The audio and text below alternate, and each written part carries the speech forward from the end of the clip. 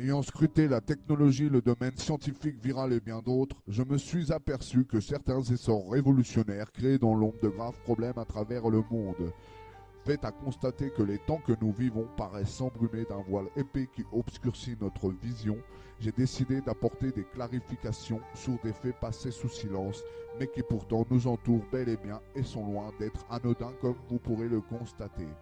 De quoi parle-t-on en allant droit au but? Nous verrons de la technologie avancée cachée aux yeux de tous et vous comprendrez pourquoi. Je suis ici pour que la vérité se diffuse, le reste m'est égal. Qu'on me prouve que j'ai tort m'arrangerait. J'ai commencé à chercher lorsque des gens ont rapporté plusieurs faits troublants, que ce soit dans la rue, chez des proches ou sur internet, également parce que je vis aussi. Mais je pense que vous aussi, vous vous posez des questions sur ces temps qu'il faut l'avouer trop. Bien sûr, le positif est toujours là également. Je tiens à préciser que je ne suis pas là pour rendre catatoniques certains ou les démoraliser. Donc pour les sensibles, je leur dirais bien de s'abstenir. Mais je préfère énumérer le fait que ceci peut les choquer et qu'il est bon de savoir ce qui va suivre, fragile ou non. Cela peut vous permettre de mieux appréhender des choses qui vous entourent, mais que vous ne compreniez pas encore. Suicide de masse, torture électronique, guerre silencieuse et contrôle de climat qui n'est pas de la manipulation mais bel et bien une vérité et qui n'est pas cachée. Il suffit de se renseigner sur la géo-ingénierie. Le savoir est à portée de celui qui le désire réellement. Sachez que je mesure la gravité de la situation avant de venir faire cette vidéo. J'ai longuement recherché et analysé divers sujets. Il y a bien sûr des choses positives grâce à ces technologies et heureusement. Tout ceci, nous allons l'aborder. J'y apporterai des preuves ainsi que comment faire et comment c'est possible. Nous aborderons le domaine des ondes qui délivrent des fréquences et qui peut interagir avec la physiologie, psychologie et matière elle-même. En plus simple, à partir de propagation d'ondes, votre voix comme votre voix qui émet du son, nous pouvons interagir avec vous ou votre enfant comme un Sims à distance. Cela passe par des modulations d'émissions de fréquences à certains niveaux. Demande plus ou moins de précision, tout dépend du but à obtenir. Bien sûr, ceux qui possèdent de tels systèmes ne veulent pas que la masse sache. Intérêts financiers, scientifiques obscurs et d'autres, bien des possibilités sont en amont de ces perspectives. Nous allons commencer. J'utiliserai un schéma globalisant en crescendo afin que cela prenne cohérence. J'essaye d'être le plus concis possible, mais je dois avouer que je ne savais pas par où commencer tellement il y a de choses à vous raconter. Commençons par voir jusqu'où s'étend le contrôle de vos vies. Voyez par vous-même.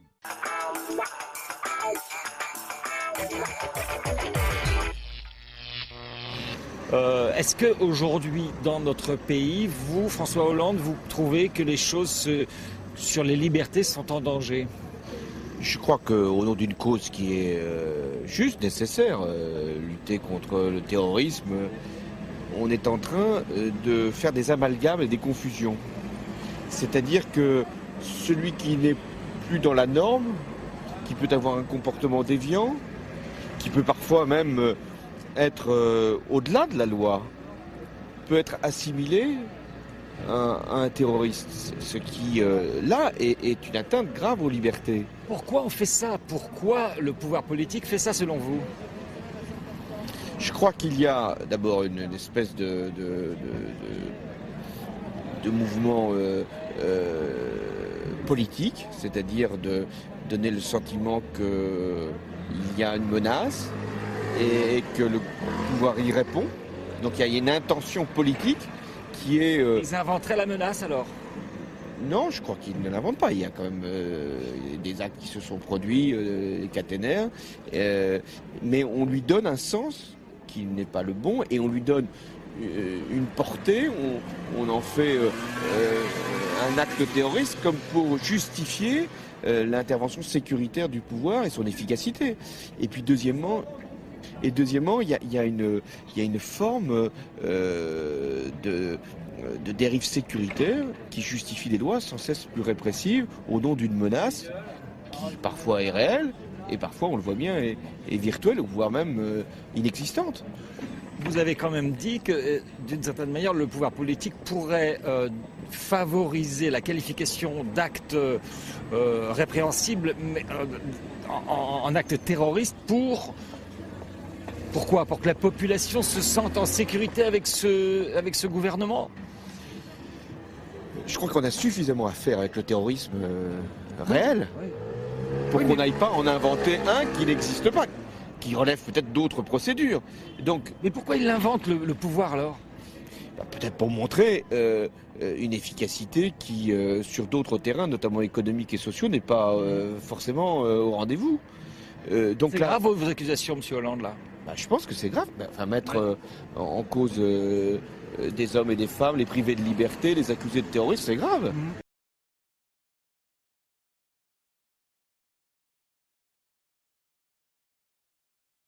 C'est le projet de loi polémique du moment. Il pose la question de l'équilibre entre sécurité et liberté. Renforcer les pouvoirs des services de renseignement pour organiser une surveillance accrue en toute légalité. Mais quelles sont les technologies qui pourront être utilisées et ouvrent-elles la porte d'une cybersurveillance? Réponse avec nos confrères de France 2. Voici ce que nos services de renseignement pourront faire en toute légalité. S'introduire dans les domiciles privés des terroristes présumés ou de leurs proches pour installer micros et caméras. Les policiers seront aussi autorisés à poser des mouchards sur les véhicules des suspects pour les géolocaliser en temps réel. Et avec des appareils sophistiqués cachés dans des valises, les agents vont pouvoir aspirer certaines données de tous les téléphones ou ordinateurs présents à proximité. Enfin, outre l'interception des courriers électroniques, appels et SMS, des logiciels espions infiltrés dans les ordinateurs permettront aux policiers de voir en temps réel ce que le terroriste présumé tape sur son clavier. En fait, la loi donne un cadre légal à ces techniques que les services de renseignement utilisent déjà clandestinement, sans autorisation. On a des collaborations fréquentes et des contacts quasi permanents avec les grandes entreprises du net, telles que Facebook, Twitter, puisque ces entreprises sont soit les lieux où on va trouver des éléments d'identification des cyberdélinquants, ou alors des usurpations d'identité, les comptes usurpés de Facebook par exemple.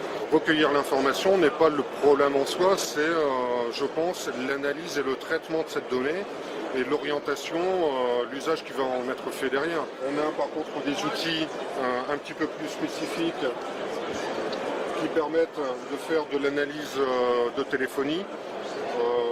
Là par exemple on avait pointé sur un téléphone, un iPhone, de telle manière à pouvoir récupérer la liste des contacts, les SMS échangés, les images, quasiment toutes les données qui sont contenues dans le téléphone.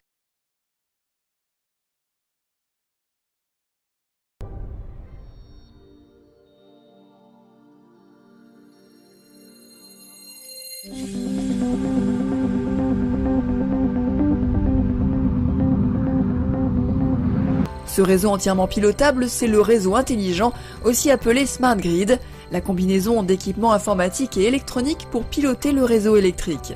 L'élément essentiel à ce système, c'est votre compteur électrique qui devient communicant.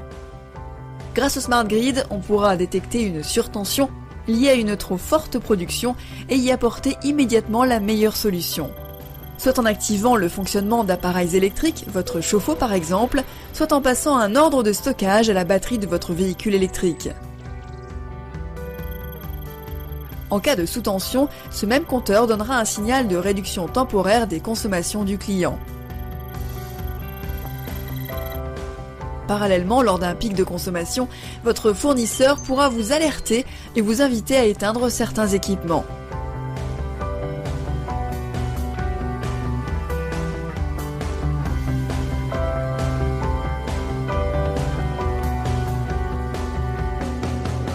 Cette nouvelle technologie dessine le profil des réseaux de demain.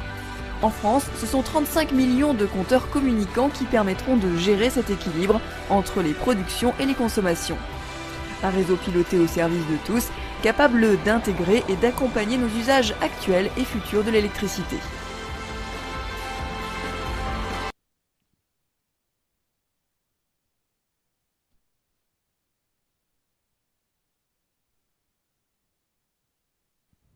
Comme d'habitude, il nous montre de belles facettes, mais dans la réalité, c'est un autre discours qui se propage. Voyez par vous-même. C'est une organisation non gouvernementale qui révèle aujourd'hui l'affaire. Julian Assange, fondateur du célèbre site lanceur d'alerte Wikileaks, a eu accès à des documents confidentiels classés secret défense par l'État français, actionnaire majoritaire de l'électricien EDF. Ces documents compromettants font référence à la présence d'une caméra espion dissimulée dans les compteurs électriques communicants Linky. Cette caméra, à peine plus grande que la tête d'une allumette, est cachée sur la partie supérieure de la face avant des compteurs. Elle utilise la même technologie que les smartphones, à savoir un capteur CMOS dynamique grand angle pouvant balayer la totalité du champ visuel d'une pièce ou pouvant rester plus simplement orienté sur un angle de vue statique. De plus, cette caméra est sensible aux infrarouges et peut détecter une présence humaine même à travers les murs du logement dans lequel le compteur espion est installé. Les images ainsi recueillies sont transmises sous forme numérique par le réseau communicant électrique d'EDF afin d'être acheminées, traitées et stockées dans un centre de données hautement sécurisé situé dans un lieu tenu secret. Les informations pourront être ensuite communiquées aux différents services de l'État qui en feront la demande. Cependant, la cellule de contrôle et vigilance des données Linky, mise secrètement en place par l'Assemblée nationale, redoute l'éventualité d'un piratage des informations lors de leur transport sur le réseau électrique. Un technicien d'EDF, qui préfère garder l'anonymat, a accepté de nous montrer comment il est possible de pirater facilement les données envoyées par le compteur Linky. Il suffit juste d'insérer 2 sondes sur les câbles électriques qui alimentent un logement pour récupérer les informations transmises par les courants porteurs. Un terminal numérique permet de visualiser et enregistrer toutes les images transmises. Interrogé, Edward Snowden, ancien employé de la CIA et de la NSA, qui a révélé par le passé les détails de plusieurs programmes de surveillance américains et britanniques, évoque un degré d'intrusion jamais égalé dans l'atteinte aux libertés individuelles. Les documents confidentiels nous apprennent que la CNIL, la Commission nationale de l'informatique et des libertés, avait demandé expressément que le consommateur soit averti de l'envoi des données vidéo par un clignotement intermittent de la caméra espion. Vous l'aurez compris, si votre compteur clignote, c'est que vous êtes filmé. Face à ces révélations scandaleuses, bafouant les principes élémentaires d'un état de droit, le gouvernement et l'électricien EDF ont semblé bien embarrassés pour justifier cet espionnage massif des foyers français. Je déplore profondément cette attitude. Nous présentons nos excuses aux Français. Les mots d'excuse ne suffiront sans doute pas. Nous sommes au cœur du système de M. Hollande. Nicolas Sarkozy, président du parti d'opposition Les Républicains, n'a pas manqué de s'emparer du dossier. Et à de l'immobilisme. Pourtant, avant même la révélation de cette affaire d'État Wikileaks, la presse s'était déjà fait l'écho du refus de l'installation des nouveaux compteurs communicants Linky par plus de 60 communes de France. Certains conseillers municipaux et militants écologistes l'accusant d'être dangereux pour la santé en raison des ondes électromagnétiques émises par l'appareil. Avec la complicité des journalistes, le gouvernement a réussi à étouffer l'affaire, évoquant l'état d'urgence et la menace terroriste pour justifier, comme par hasard, la surveillance du peuple français. Il faut savoir que là où ils ont installé ces compteurs, il y a déjà des gens qui sont tombés malades en très peu de temps, qui se sont effondrés après la mise en place de ces compteurs dans leur bâtiment. Donc ça se passe au Canada et ça se passe en France, notamment à Bordeaux, puisque je connais quelqu'un qui s'est effondré en 2 mois ou même pas après l'installation de son compteur Linky. Et malgré voilà, tous les signaux d'alerte, les courriers et tout, on continue et ils s'entêtent et voilà, et ils font bien de ne pas vous en parler. Il faut bien exprès de ne pas vous en parler ou de ne pas parler de ça aux médias. Donc en fait, les compteurs Linky, c'est quoi? C'est un boîtier qui va remplacer votre compteur actuel, mais c'est un boîtier qui va être radio-connecté. C'est-à-dire qu'il va émettre des fréquences, des micro-ondes, des hautes fréquences comme le portable, le Wi-Fi, les antennes relais, tout ça. Donc il faut déjà savoir qu'en 20 ans, puisque les premiers portables sont arrivés dans les années 92 à peu près, un truc comme ça, il faut savoir qu'en 20-25 ans, il y a eu plus de 100 000 antennes relais d'installées en France, notamment sur des tours où on installe 18 antennes relais sur la tête des gens et que les gens sont en train de mourir. Donc je vais vous préparer une vidéo parce que j'ai déjà été voir les gens et les gens sont en train de mourir. On leur demande pas leur avis, c'est des HLM. Et c'est des pauvres gens justement qui n'ont pas les moyens de se défendre ou de déménager et tout. Et on leur met ça sur la tête, ils tombent malades, mais on s'en fout. Et on leur demande pas leur avis.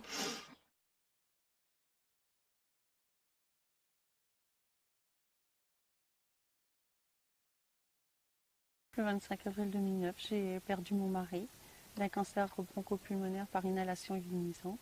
Ce jour-là, ma vie s'arrête à 1h15 du matin. Il est mort dans mes bras, entouré de ses enfants. Pourquoi j'ai voulu lancer une procédure? C'est tout simple. Et à partir du moment qu'il a été reconnu en maladie professionnelle et qu'on a écrit mort d'un cancer bronchopulmonaire par inhalation ionisante, là j'ai compris le sens. Et puis pour lui, par respect pour lui, pour sa vie brisée, et la mienne aussi, de mon combat sur 4 ans. Et puis de ne pas permettre à des grosses entreprises de faire n'importe quoi avec l'être humain, l'homme. Mais ce n'est pas tout, malheureusement. Et si je suis là, c'est justement pour montrer une autre partie qui va suivre, qui en découle de celle que vous venez de voir. En tout cas, c'était un prémisse pour que vous compreniez la suite. Donc nous allons aller dans l'envers du décor, ceux qui ne veulent pas que nous sachions. Chers téléspectateurs, bonjour et bienvenue dans notre studio de Besançon. Avez-vous déjà entendu parler de guerre par irradiation d'ondes électromagnétiques? Alors si ce n'est pas le cas, écoutez ce qui suit. Lors d'une interview, l'ancien agent des renseignements militaires britanniques, Barry Trower, a présenté des faits effrayants sur la guerre par ondes électromagnétiques.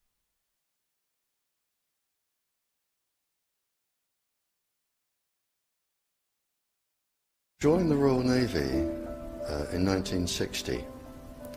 And I specialised in microwave warfare. Radar, obviously, which uses microwave. But they don't just teach you radar, they teach you all about microwaves and other uses. So I understood about microwave warfare and how it can damage people, how it can harm people. And when I finished with the Royal Navy, I was also a diver in the Royal Navy, and microwaves are used in underwater mines as booby traps. Which actually got me interested because I was actually taking a bomb to pieces underwater, and it was too complicated. And I brought it to the surface, and my partner that was on the surface said, "Don't be an idiot, take it back down." He said, if somebody's beaming you with microwaves, they'll go right through you, and as you open the casing, trigger a photoelectric cell, and it'll blow all of us up. And he said, if it doesn't go through to the bomb, it'll aim it at your head and make you make a mistake. And that's really got me interested from that point, because I thought, well, how can microwaves going into your brain make you make a mistake? And I asked a lot of questions. I have a very curious brain. And the forces, they're very good at explaining things and telling you things. So I did that, and I also did a medical course while I was in to help me understand everything. And when I left, a small part of my job was to question captured agents, spies, terrorists, because microwaves then were used as weapons, as they are today. It is a perfect stealth weapon. And when governments don't like a group of people, for instance, the ladies who protest at Greenham Common in England about the American missile base they camped, they were microwaved. We microwaved Catholics in Northern Ireland to make them sick. It goes on all over the world. And it's a weapon that you don't know you're being targeted, because the dose is very, very low, which is actually more dangerous than a high dose. It's very, very low, and it may take a year or two, but you can cause neurological damage and cancers with low-level microwaves, and you can make all your opponents sick. It's a perfect weapon for a government to use. So, une sensation de chaleur immédiate et insupportable. À 750 mètres de là, un opérateur vient d'émettre un puissant rayon électromagnétique. Invisible, inodore et totalement silencieux, il provoque à chaque fois une réaction identique.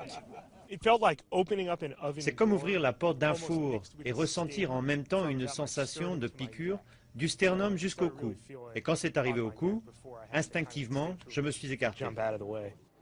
Ce dispositif développé par l'armée américaine depuis 15 ans n'est encore qu'un prototype, mais il pourrait venir s'ajouter à la liste des armes de défense comme le pistolet à balles en caoutchouc ou le taser.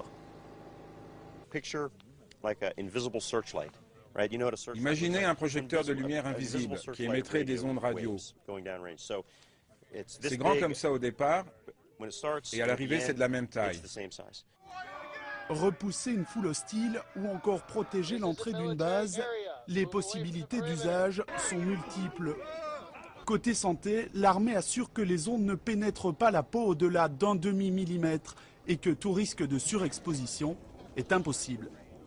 Si l'opérateur appuie sur la gâchette, mais que les choses vont trop vite et qu'il continue d'appuyer par erreur, ça s'arrête automatiquement au bout de 3 secondes. Sur 11 000 tests, seules 2 brûlures légères ont été constatées.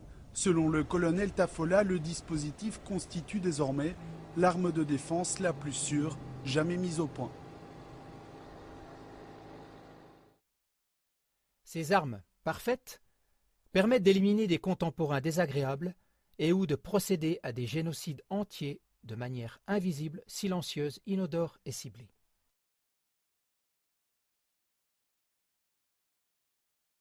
L'expérience peut être réalisée très rapidement. Poser un téléphone portable au milieu d'une société de fourmis et déjà instantanément, les premiers effets sont visibles. Vous voyez que celle-ci n'a plus sa locomotion normale. C'est plus faire aller ses pattes, c'est parce qu'elle a été trop longtemps près des ondes. Ça, c'est une ataxie musculaire. Le premier système touché est le système nerveux. Mais le système nerveux, il dirige tout. Il dirige la locomotion, il dirige la perception des signaux émis par les autres, il dirige le comportement, etc. Donc tout est affecté. Les capacités d'apprentissage des fourmis exposées aux générateurs d'ondes sont affectées de 50% par rapport à la normale. Et même avec une période de récupération, elles ne retrouvent que 60% de leur capacité de mémorisation.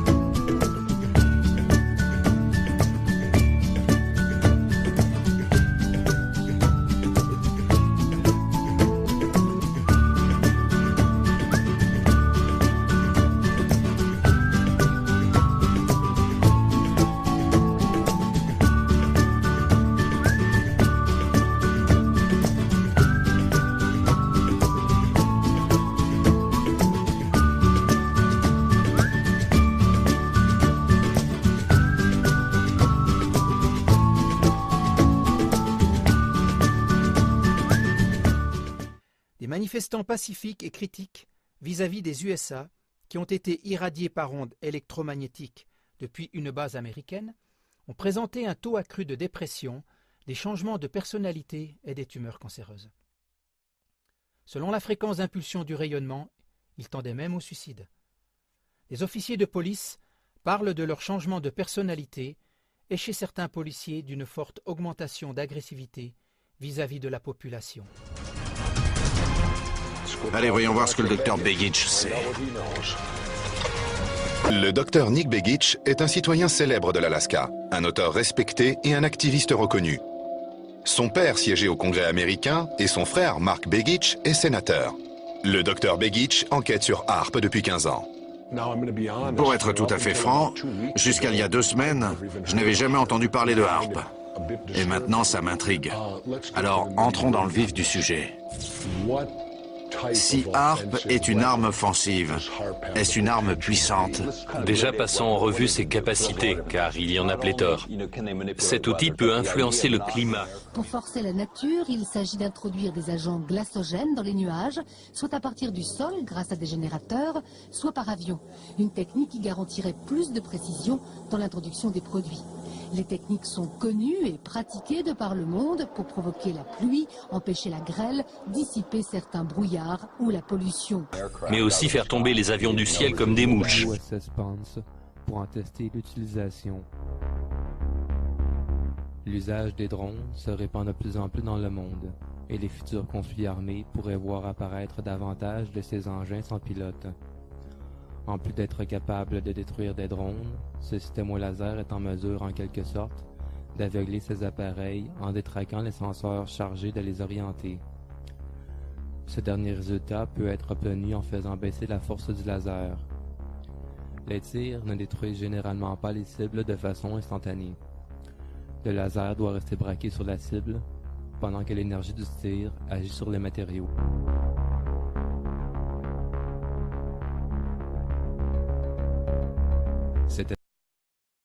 Ça permet de mener une guerre invisible. Si on va plus loin dans les détails... Pardonnez-moi de vous couper, mais ça veut dire qu'on peut viser un avion, couper ses instruments et le faire tomber. Exactement. On peut aussi viser un satellite, ça ne laissera aucune trace. Vous vous rendez compte des implications? Plus de communication, donc plus de commerce non plus. Voilà ce dont HAARP est capable. Et nous ne sommes pas les seuls à posséder cette technologie. Les Chinois, les Russes, d'autres nations planchent dessus.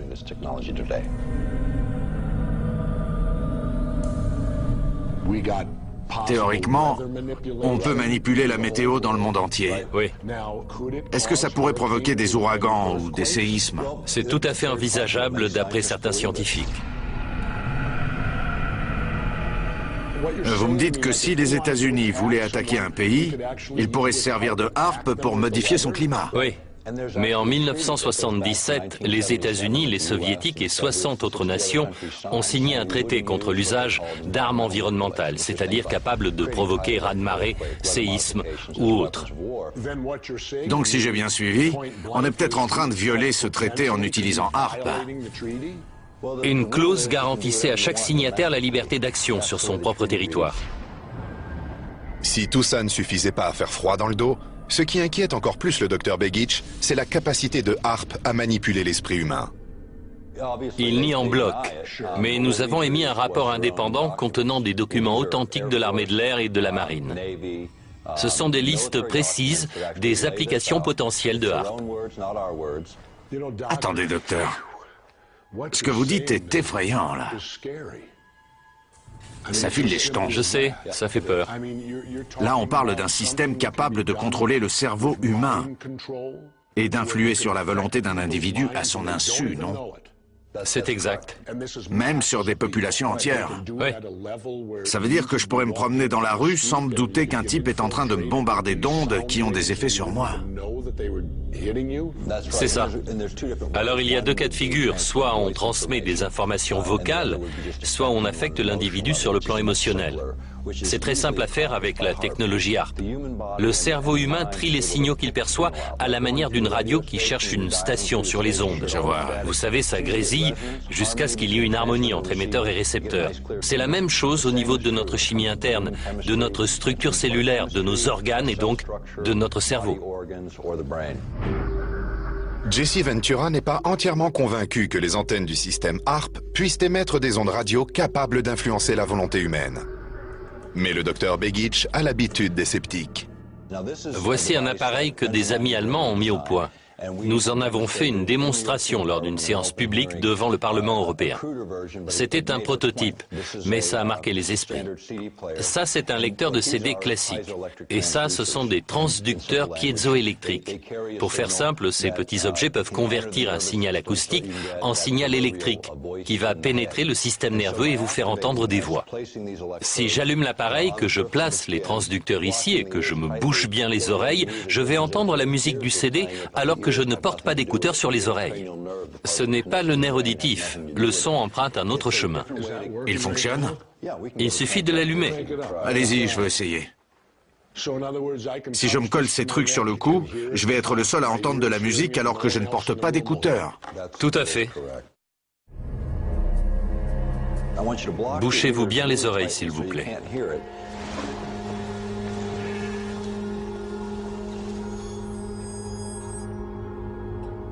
Jesse Ventura avait des doutes sur la capacité des antennes du projet HARP, situé en Alaska, de prendre le contrôle de l'esprit humain. Mais le docteur Begich a un appareil permettant de démontrer comment l'émetteur HARP peut envoyer un signal directement au cerveau.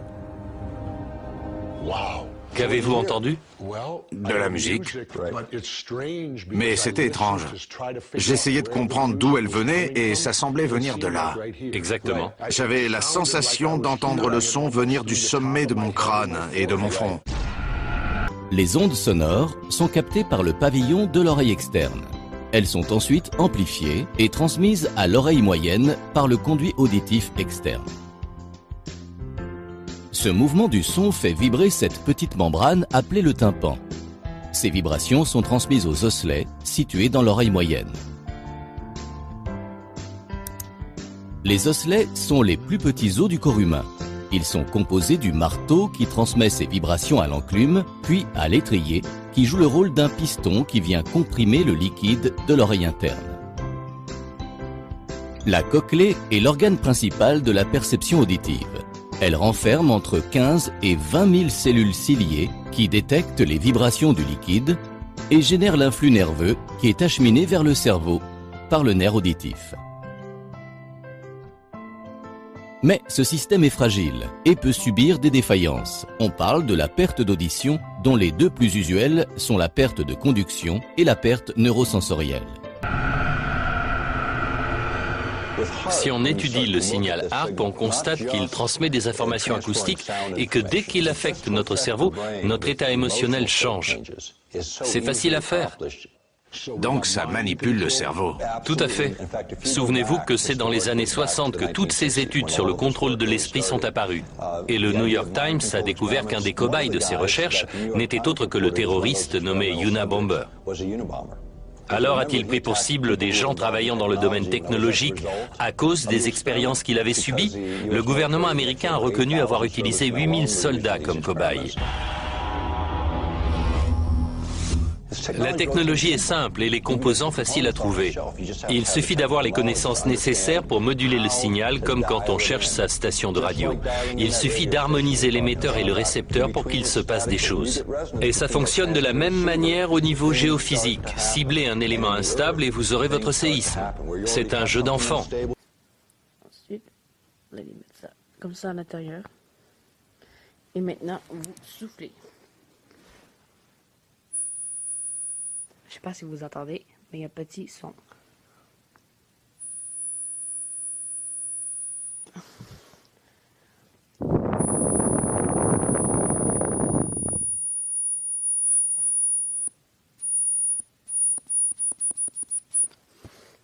Ouais, j'espère que ça vous aura plu. Les terroristes possèdent déjà les moyens de déclencher des séismes et des éruptions volcaniques. Les terroristes? Tout à fait, ils ne veulent pas seulement perturber le climat, ils sont capables d'abattre des avions comme un rien, d'éteindre des satellites et de les rendre inutilisables. Voilà l'ampleur de la menace. Ça permet de faire la guerre sans que personne ne le sache. Notre pays n'en est pas à sa première guerre secrète, mais avec une telle technologie, on passe à un niveau supérieur. Vous savez quoi? Ça me fait penser aux rayons de la mort invisible. Vous savez que Nikola Tesla, l'inventeur du concept de rayon de la mort, est aussi l'inventeur du courant alternatif qui alimente nos maisons. Il avait présenté son invention au gouvernement américain juste avant la Seconde Guerre mondiale. Or, on retrouve ses travaux dans les notes de Bernard Eastlund.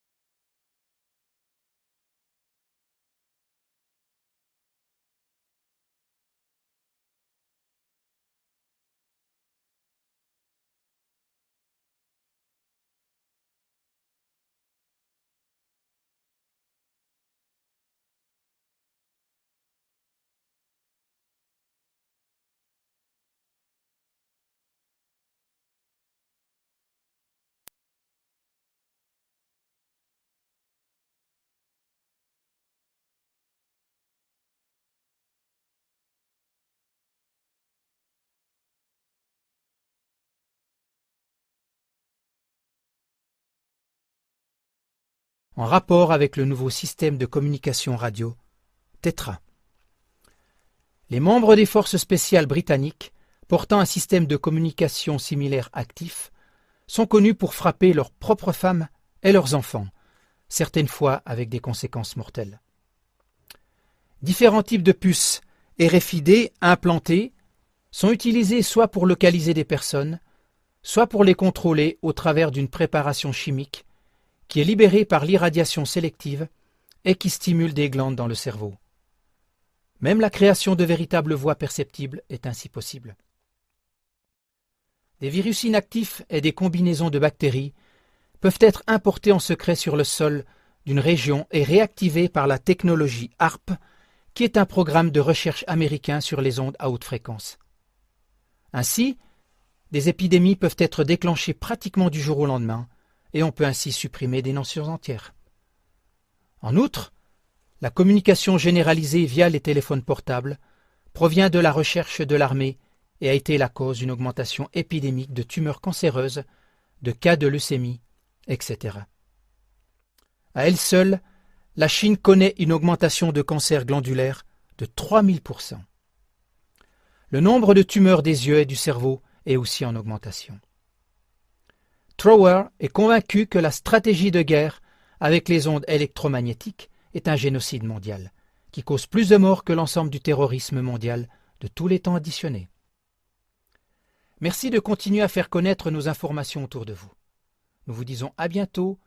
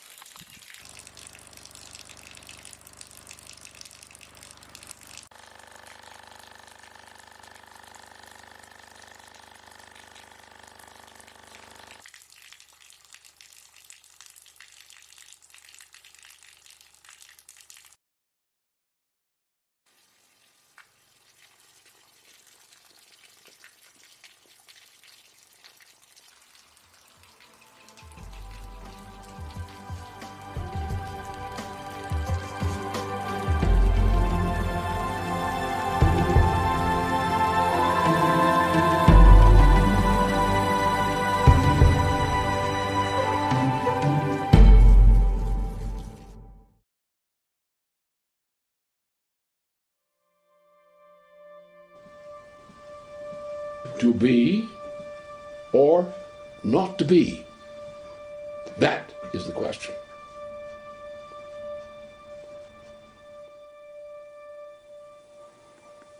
Are we, mankind, sommes-nous en tant qu'humanité unique sur cette planète et dans cet univers? Ou ne sommes-nous que de simples bêtes parmi tant d'autres? Voilà une question qui, aujourd'hui, étant donné les derniers événements au Japon et dans le Pacifique le long de la ceinture de feu, s'avère plus que jamais la question existentielle. Car si nous continuons à agir, tel que le demandent ces monétaristes, disciples d'Adam Smith, comme de simples créatures darwiniennes, cherchant avant tout à survivre en poursuivant les plaisirs, tout en évitant les souffrances, acceptant qu'une minorité seulement ait le privilège de jouir au maximum, ou bien qu'une majorité ait dû se vivre en minimisant le plus possible ses souffrances, alors nous sommes destinés, tels des bêtes, à vivre le même sort que les espèces qui nous ont précédés, ainsi que celles qui nous succéderont. Destin terrible, quand nous savons que presque 99% de toutes les espèces qui ont pu exister sur cette planète ont désormais disparu. Mais si nous reconnaissons qu'il peut être conféré à l'homme une identité supérieure au-delà des simples perceptions de notre enveloppe mortelle, une identité qui puisse s'incarner dans les plus grands accomplissements des arts classiques et de la science, alors il nous faut accomplir notre mission, non pas pour ce qui est, mais pour ce qui doit devenir. Pour mieux comprendre ce à quoi nous allons devoir faire face, il nous faut remonter aux étoiles, devenir non pas astrologue, mais archéologue de notre galaxie, et observer comment l'influence des processus galactiques et extragalactiques sur l'évolution de notre Terre nous permettra, en comprenant ce qui est arrivé par le passé, de prévoir alors ce qui nous attend potentiellement dans l'avenir. Commençons par le cycle d'environ 62 millions d'années. Il fut révélé à partir de prélèvements de fossiles rassemblés par John Sepkoski et David Raup et retrace l'évolution de la biodiversité marine durant les dernières 542 millions d'années de l'ère phanérozoïque. À partir de ces données, un groupe de chercheurs dirigé par Robert Muller découvrit que les changements dans la biodiversité, mesurés en nombre de genres distincts de créatures, augmentaient et diminuaient suivant un cycle de 62 millions d'années, sans qu'aucune cause ni aucune corrélation avec d'autres processus sur Terre n'ait été déterminée par ces mêmes scientifiques. C'est alors que les astrophysiciens Melott et Medvedev de l'Université du Kansas émirent plus tard l'hypothèse que ce cycle pouvait correspondre aux périodes d'oscillation de notre système solaire au-dessus et en dessous du plan galactique, alors même que ce système solaire orbite simultanément autour du centre de la Voie lactée. Pourquoi alors un cycle de 62 millions d'années et non un cycle de 30 millions d'années? Car en effet, ce nouveau cycle théorique du mouvement du système solaire ne nous offre des moments singuliers qu'à des intervalles de 30 millions d'années, c'est-à-dire, par exemple, entre deux points d'éloignement maximal du système solaire par rapport au plan galactique, entre le nord et le sud, ou bien encore au point de rencontre avec ce même plan galactique. Ce que Melott et son équipe proposèrent alors, c'est de connecter ce cycle de biodiversité de 62 millions d'années avec les positions de notre système solaire uniquement dans la face nord de notre galaxie. L'idée étant que comme notre galaxie se déplacerait dans la direction sud-nord, perpendiculaire au plan galactique, à une vitesse de 200 km par seconde, vers un amas d'étoiles extragalactiques qu'on appelle amas de la Vierge, car observable de notre point de vue terrestre dans la constellation du même nom, il se formerait alors, sur cette même face nord, une onde de choc, où les radiations cosmiques et les radiations électromagnétiques se trouveraient plus denses et intenses, une zone que notre système solaire rencontrerait alors, cette fois, tous les 60 millions d'années. Certes, l'intensité des radiations liées au changement dans la biodiversité est ici décrite de manière simpliste et d'un point de vue mécaniste et cinématique. Mais comme il sera rendu plus clair par la suite, il existe un nombre bien plus grand de processus associés dynamiquement avec ce cycle et qui ne peuvent pas être réduits à de simples causes mécaniques. Ce modèle n'est d'ailleurs pas la seule hypothèse de ce genre. L'idée que l'intensité des radiations cosmiques changerait en fonction des cycles galactiques fut reprise par le scientifique Nir Shaviv et d'autres de ses collaborateurs, qui explorèrent les caractéristiques géologiques terrestres pour déterminer les cycles d'exposition de la Terre aux radiations cosmiques.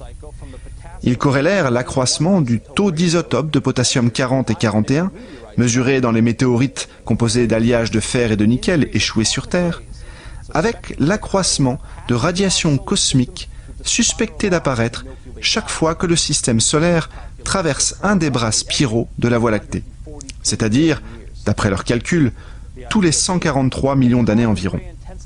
Les bras de la galaxie, où se présente une plus grande concentration d'amas d'étoiles, d'explosions stellaires et de supernovas, serait alors, ici, le siège de radiation cosmique bien plus intense et bien plus énergétique.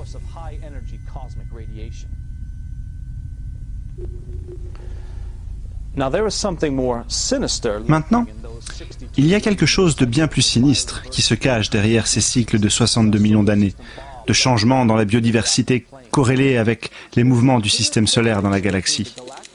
Il existe une corrélation claire entre le cycle galactique et les périodes de grandes extinctions sur Terre.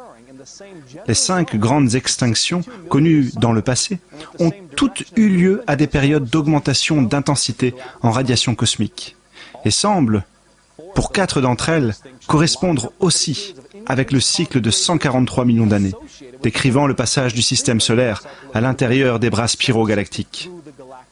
Il y a donc une coïncidence claire entre les mouvements de notre système solaire dans la galaxie et les périodes de grandes extinctions de masse. Ce qui devrait nous amener à la question cruciale. À quel moment du cycle galactique se situe notre système solaire actuellement? À l'heure actuelle, on estime que notre système solaire se situe dans la face nord à 30 années-lumière au-dessus du plan galactique, précisément dans ce lieu de l'espace-temps, et suivant la même trajectoire qui coïncide avec les positions et les trajectoires dans la galaxie pour lesquelles eurent lieu, par le passé, ces extinctions massives. Maintenant, ceux qui se targuent d'être compétents sur l'histoire géologique et biologique de notre planète me rétorqueront peut-être: oh, vous ne faites ici que de simples corrélations entre les cycles galactiques, l'augmentation des flux de radiation cosmique et les changements et extinctions dans la biodiversité. Mais cela n'est que pure coïncidence chanceuse, car nous savons ce qui a causé les grandes extinctions. Et elles proviennent pour la plupart de forces terrestres, géologiques et climatologiques.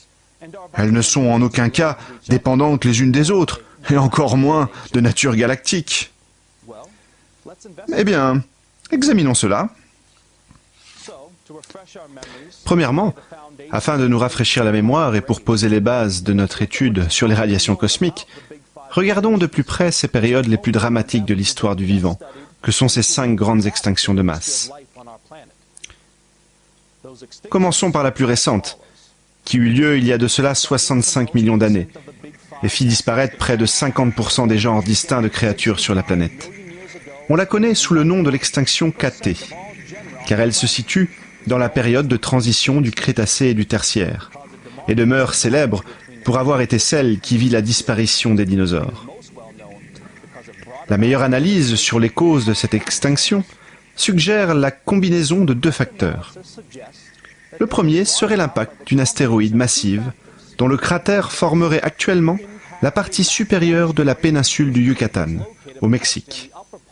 Un phénomène qui, bien qu'il soit d'origine cosmique, n'est pas considéré comme périodique, ni associé à celui des radiations cosmiques. Le second facteur viendrait des mouvements tectoniques de grande ampleur et de la dérive et rupture des plaques continentales, associés à des périodes d'éruptions massives dans les trappes du Décan, une région volcanique à l'ouest de l'Inde qui aurait alors rejeté dans l'atmosphère une quantité gigantesque de gaz toxiques à l'époque. L'extinction suivante, il y a 200 millions d'années, eut lieu à la fin du Trias.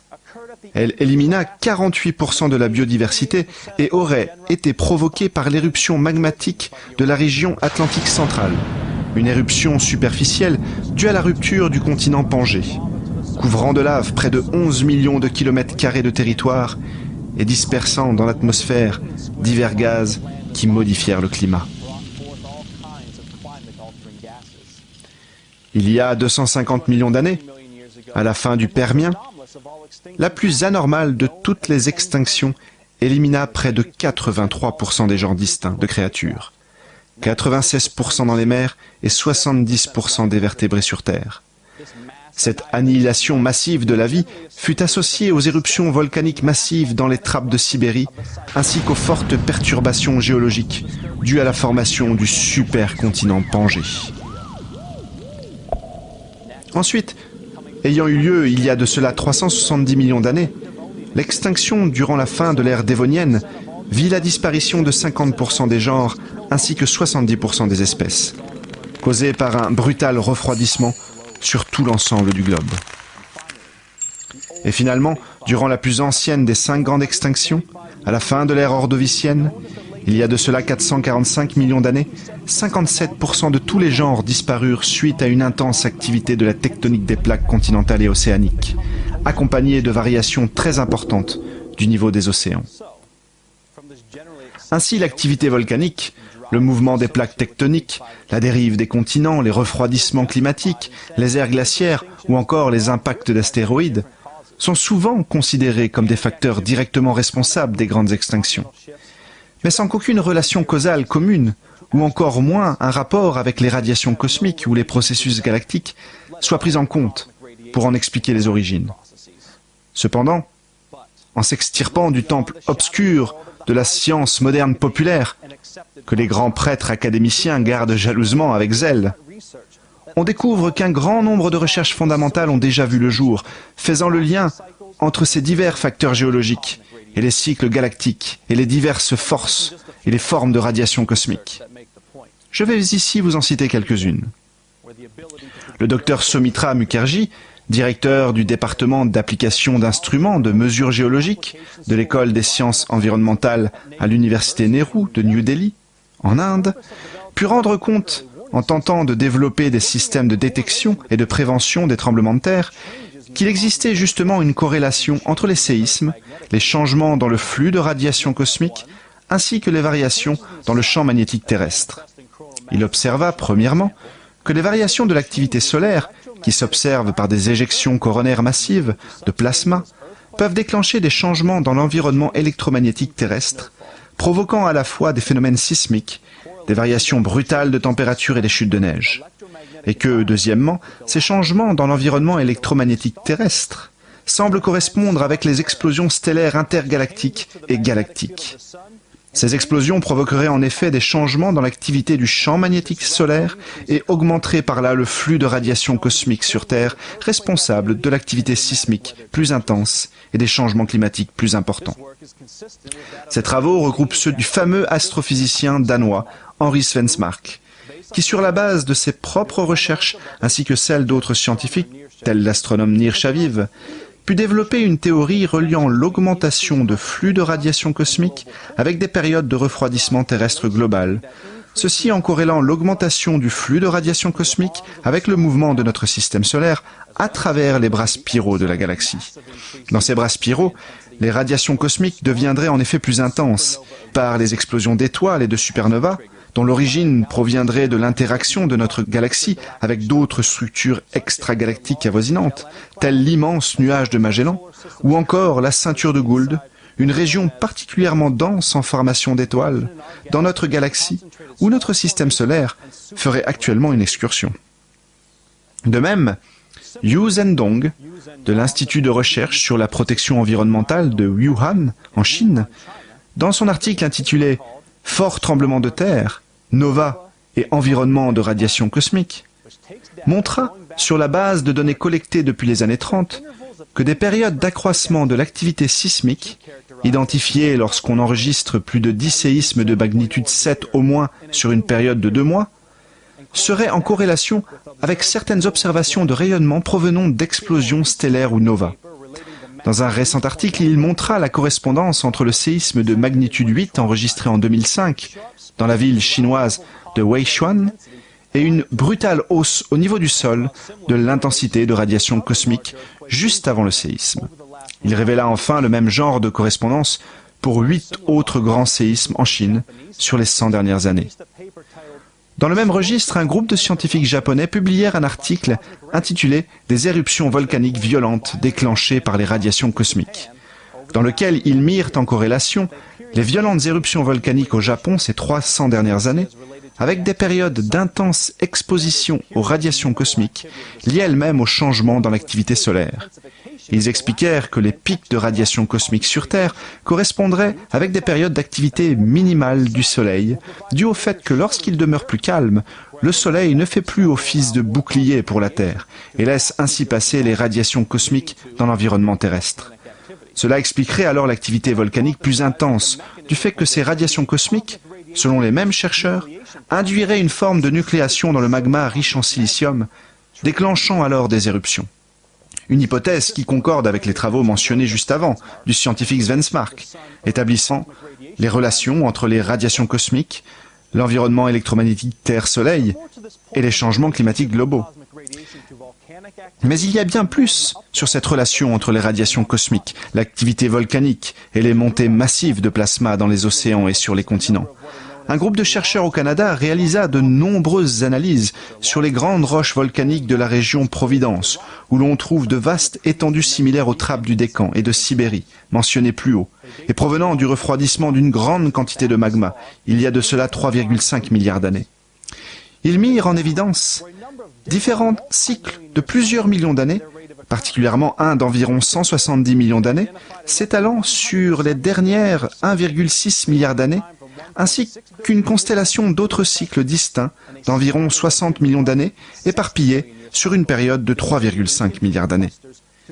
Ces cycles devraient bien entendu attirer notre attention sur ceux de 62 millions et de 143 millions d'années, qu'on associe au mouvement de notre système solaire dans la galaxie. Et afin d'accréditer la thèse établissant une relation entre ces cycles galactiques et les processus associés aux transformations de la croûte terrestre, précisons que ce même groupe d'astrophysiciens dirigé par Melott, qui corréla auparavant les changements dans la biodiversité avec le déplacement du système solaire autour du plan galactique, révéla aussi l'existence d'un cycle de presque 62 millions d'années d'augmentation sur Terre d'isotopes de strontium et associa ce cycle à l'expansion du fond océanique et le soulèvement des plaques tectoniques. Il observa que lorsque la proportion d'isotopes strontium-87 augmente par rapport au strontium-86, la biodiversité tend à diminuer proportionnellement, ce qui par conséquent fait aussi corréler l'augmentation du flux de radiation cosmique avec l'expansion magmatique des fonds océaniques et le soulèvement des plaques tectoniques. Nous voyons donc, de ce qui précède, que tous ces processus auxquels on attribue l'origine des extinctions sur la planète, allant de la tectonique des plaques, de la dérive des continents aux volcans et autres panaches de magma ou coulées de lave, ainsi que les ères glaciaires, tous semblent pouvoir être corrélés au cycle du mouvement de notre système solaire dans la galaxie, et particulièrement les cycles de 62 et 143 millions d'années. Les radiations cosmiques demeurant le facteur invariant dans tous ces processus. Ce qui nous amène à la question suivante, à savoir quelles sont les véritables causes premières dans tous ces processus. Ayant en tête ce qui vient d'être discuté, voyons une fois de plus où se situe notre système solaire par rapport à ces cycles galactiques. Comme vous pouvez le constater, nous sommes actuellement dans la zone qui correspond au moment des 5 grandes extinctions. Il a été calculé plus spécifiquement que nous nous trouvons à environ 30 années-lumière du plan galactique sur la face nord de la galaxie, et que nous avons traversé le plan galactique il y a environ 3 millions d'années. Nous allons en direction du nord de la galaxie, considéré théoriquement comme un lieu d'intense flux de radiation cosmique, dû à l'onde de choc de rayonnement provoquée par le mouvement de la galaxie vers ce nuage extragalactique de la Vierge. Et, comme vous pouvez le voir, les 5 extinctions sont toutes apparues dans une phase cyclique de la biodiversité qui correspond en théorie au mouvement du système solaire vers la face nord de notre galaxie, théoriquement très exposée aux radiations cosmiques. Sachant que, suivant les études de Svensmark, la densité d'étoiles, qui est 80% plus grande à l'intérieur des bras spiraux qu'à l'extérieur, a 10 fois plus d'influence sur l'intensité des radiations que la variation d'activité solaire, et que, depuis quelques millions d'années, il est important de noter que notre système solaire traverse justement un de ces bras, le bras d'Orion, une excroissance du grand bras spiral Sagittaire Carène de notre Voie lactée.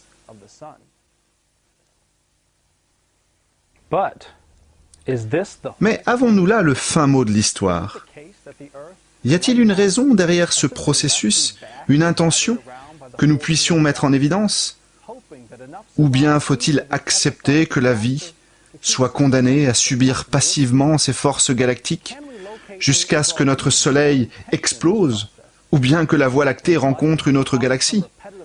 Ce qui laisse peu de temps du point de vue des processus extragalactiques, quand on sait que ces deux événements sont prévus dans à peu près 5 milliards d'années. Afin de creuser véritablement la question et dépasser la simple interprétation cyclique passive de l'histoire de notre planète dans la galaxie, il nous faut reconnaître que l'image de ces cycles n'est en réalité qu'une simple projection d'un processus dans un univers de nature bien particulière. Un univers d'espace-phase multiples de type riemanien et vernaskien, dans lequel la créativité volontaire, le vivant et le soi-disant non-vivant coexistent comme un ensemble de domaines hiérarchiquement organisés et multiplement connectés, possédant chacun leurs propres caractéristiques spatio-temporelles, mais subsumés par le principe de créativité universelle ou anti-entropie universelle. Les différentes caractéristiques spatio-temporelles de ces espaces-phases se révèlent quand par exemple une mesure ou une analyse qui apparaît cyclique d'un certain point de vue cache en réalité un processus de développement et de croissance anti-anthropique. C'est par exemple le cas pour notre courbe de variation de la biodiversité, qui, bien qu'elle ait une périodicité reliée théoriquement au mouvement périodique dans la galaxie, exprime pourtant clairement une fonction de croissance subsumant l'ensemble de ces phénomènes périodiques. Cependant, on pourrait tout aussi bien interpréter cette courbe de la biodiversité comme une simple combinaison ou addition des deux processus de croissance continue et d'extinction périodique, indépendants l'un de l'autre. Alors que l'histoire réelle de l'ensemble de la biosphère s'avère être en réalité un processus global de développement non linéaire et anti-anthropique, évoluant par des sauts discontinus vers des niveaux d'organisation du vivant de plus en plus complexes et supérieurs qualitativement. Ces sauts évolutifs s'avèrent coïncider avec les périodes de grandes extinctions.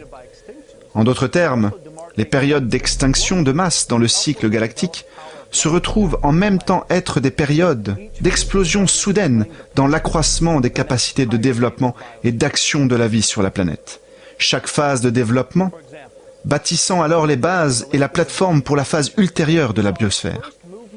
Par exemple, c'est au début de la phase d'extinction à la fin de l'ère octavienne que l'on a pu voir la première migration des plantes vivantes hors des océans sur la terre ferme, ce qui révolutionna la biosphère dans son ensemble en générant un environnement électromagnétique totalement nouveau. Car la présence des plantes sur Terre facilita par évapotranspiration la formation de nuages qui changèrent le climat en permettant la retenue d'eau et la formation de précipitations sur les continents, et créèrent les conditions d'existence du circuit électrique terrestre global, oscillant dans la gamme des résonances de Schumann de 10 à 30 Hz, connu aujourd'hui pour son rôle essentiel dans la régulation des fonctions cérébrales.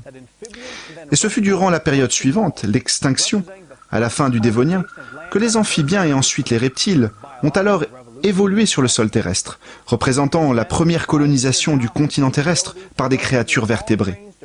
À ce moment-là, à travers le rôle joué par ces créatures dans la dissémination des graines et des bactéries, et par leur consommation et leur sécrétion, la biosphère acquit en elle-même la capacité de transporter sur la surface terrestre des quantités de matière biogénique plus importantes et en plus grande concentration, accroissant globalement son propre taux d'expansion.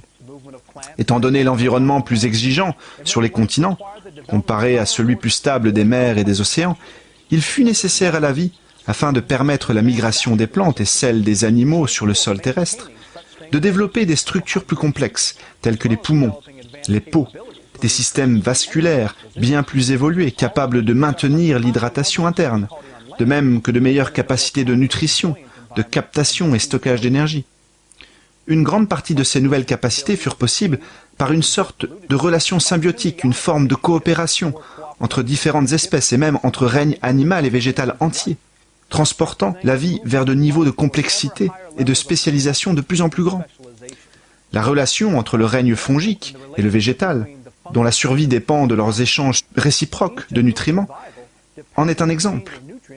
D'autres révolutions vers des états d'ordre qualitativement supérieurs dans l'évolution de la vie apparurent au cours des grandes extinctions suivantes, créant ces plateformes d'évolution successives et posant les fondations pour l'une des plus importantes évolutions dans l'histoire du vivant, celle qui, suite à l'extinction des dinosaures, vit la rapide colonisation de la planète par les créatures plus complexes et diversifiées que furent les mammifères. Grâce à leur métabolisme interne élevé, 10 fois plus puissant que celui des dinosaures, et leur système de régulation interne de température, les mammifères ont pu évoluer et se développer dans des climats plus extrêmes et plus variés.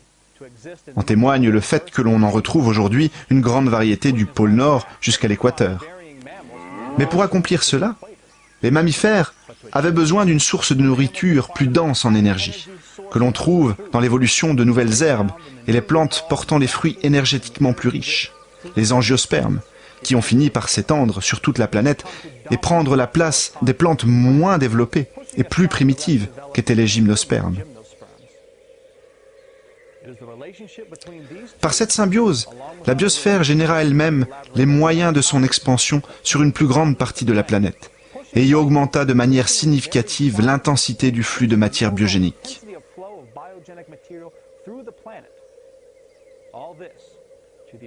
Tout ceci dans le but, semble-t-il, de former les conditions nécessaires à l'émergence de l'homme, il y a de cela environ 2 à 3 millions d'années, au moment précis où notre système solaire traversait le plan galactique pour la dernière fois, se dirigeant depuis vers cette phase particulière du cycle galactique qui coïncide avec les grandes extinctions.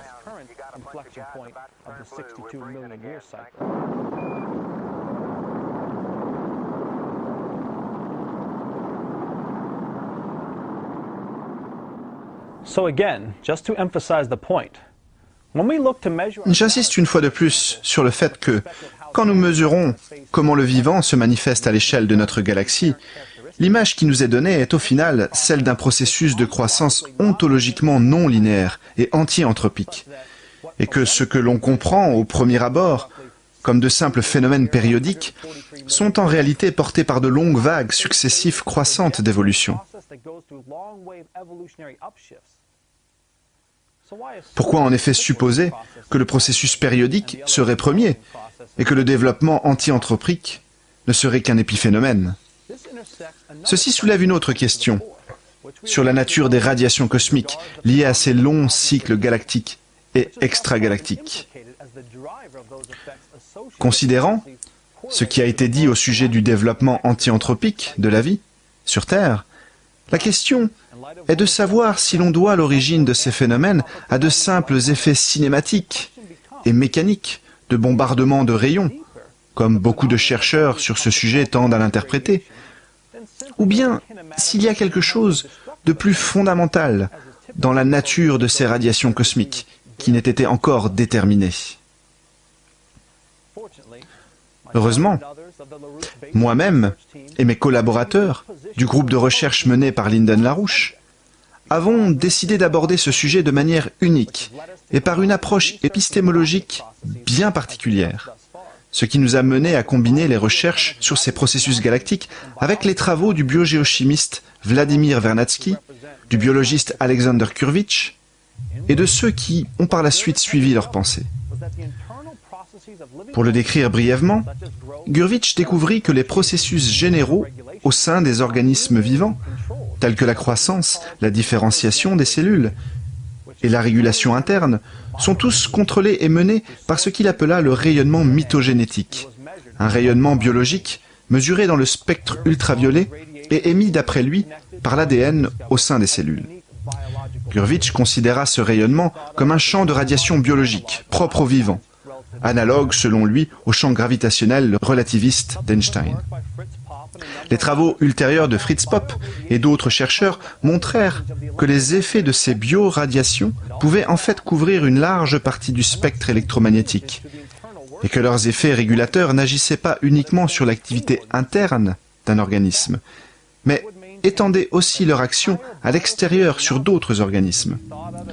Cette dernière observation concorde clairement avec ma propre conviction que la biosphère de Vernadsky devrait être vue dans son ensemble comme un champ unitaire global bioradiant, intimement connecté au domaine plus large des radiations cosmiques, galactiques et extragalactiques.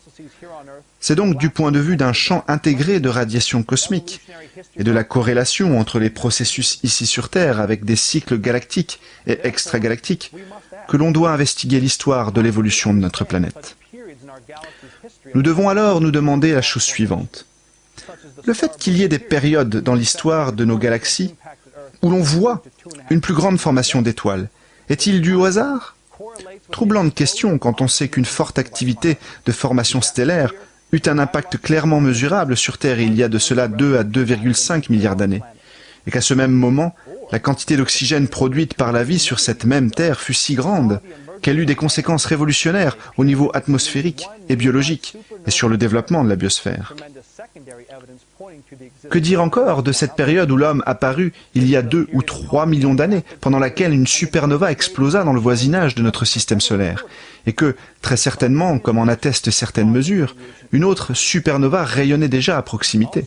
On sait qu'un refroidissement rapide eut lieu, accompagné de variations de température d'amplitude jamais enregistrées jusqu'alors, et que l'on attribue aujourd'hui ces phénomènes à une augmentation importante durant cette période des radiations cosmiques. C'est durant cette même période que l'isthme de Panama, connectant l'Amérique du Nord et du Sud, vit le jour. Sa formation, qui fut le résultat d'activités tectoniques et d'éruptions volcaniques corrélées, selon nos observations, à un accroissement des radiations cosmiques, modifia l'organisation des courants océaniques et par conséquent les caractéristiques électromagnétiques de la planète. Et c'est précisément à ce moment, il y a 3 millions d'années, que nous traversions le plan galactique en direction de la face nord théoriquement plus dense en radiation.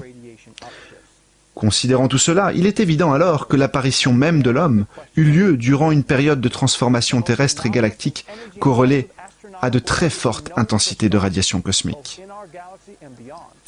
De même, on peut s'interroger sur l'apparition dans notre galaxie de la nébuleuse du Crabe, un des objets astronomiques les plus anormales et énergétiques connus des scientifiques aujourd'hui, il y a de cela 1000 ans, en 1054.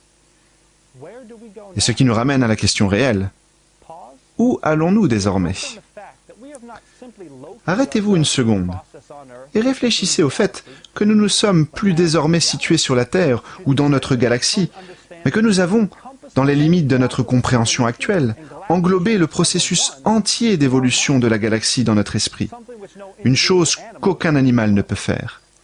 Certes, la biosphère s'avère être un processus anti-anthropique d'autodéveloppement, mais aucun animal individuellement n'est capable pourtant d'être conscient lui-même de ce développement et d'intervenir de manière créative pour changer volontairement les états de transformation de l'univers. Cette qualité est en réalité unique chez l'homme créateur et s'exprime par les découvertes scientifiques fondamentales qu'il peut générer et transmettre à travers l'histoire et la culture.